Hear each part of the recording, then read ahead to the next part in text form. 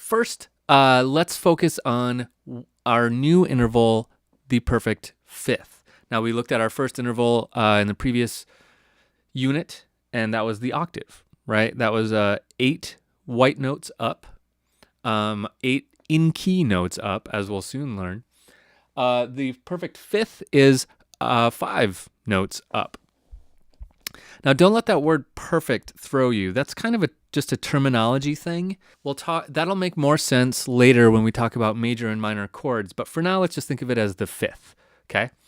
So to find it, let's start on a C. So here's a C.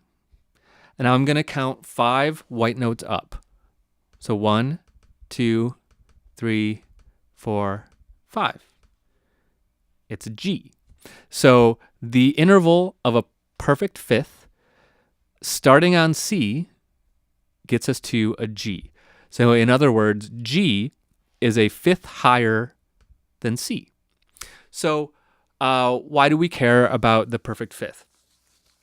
When it comes to what I used, the lingo I used in the previous lesson was, kind of like safe and dangerous things you can do. The octave is super safe. If you're just working with octaves, it's going to be pretty tricky to make something sound bad. The fifth is the second most safe interval. You can make the fifth, if you just throw fifths on everything, it's not guaranteed that it's going to sound great.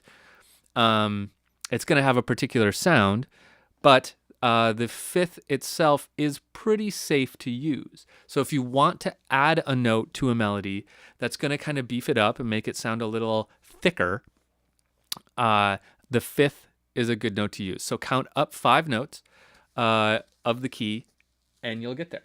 Now, there's a reason that we like the perfect fifth. Remember, we talked last time about, when we were talking about octaves, we talked about the 1-to-2 ratio, looking at the waveforms. The fifth has a 2-to-3 ratio.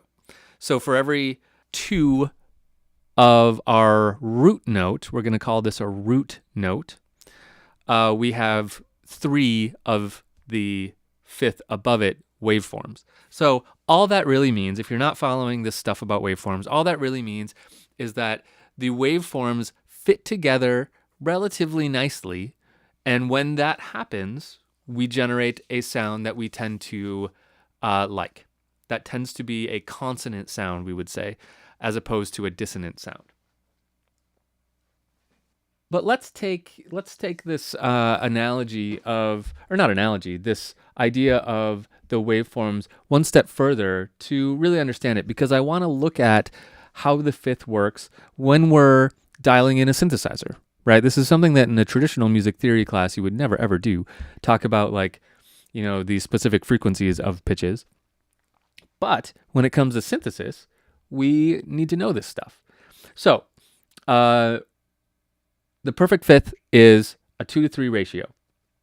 What that means is that, for example, if we played if this note, our lower note, let's call that the fundamental or the root, both those words can apply. The fundamental tends to mean is more of a synthesis term.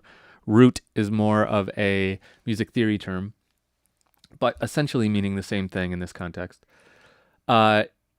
If that is 1,000 hertz, then the fifth is going to be 1,000 times 2/3 or 1.5. So it's going to be 1,500 hertz. That's going to get us to a fifth above the root. So let's look at how that works in a synthesizer.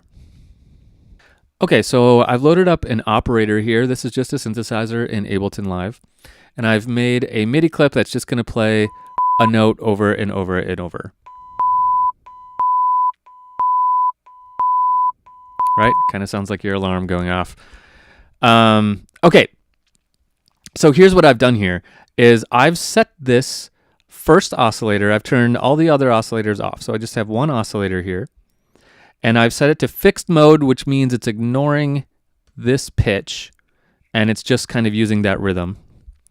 And I've set it to 1 kilohertz, 1,000 hertz, okay? So I'm going to add a fifth on top of that. I'm going to add another oscillator, and turn it up, and I'm gonna set this one to 1500 or 1.5 kilohertz. There we go. So here's the note without the fifth. And let's add the fifth in. So that is the sound of a fifth. And another reason we care about fifths is that we need them to make chords. So fifths become very important once we start assembling chords, which we really only need one more interval to start putting together chords.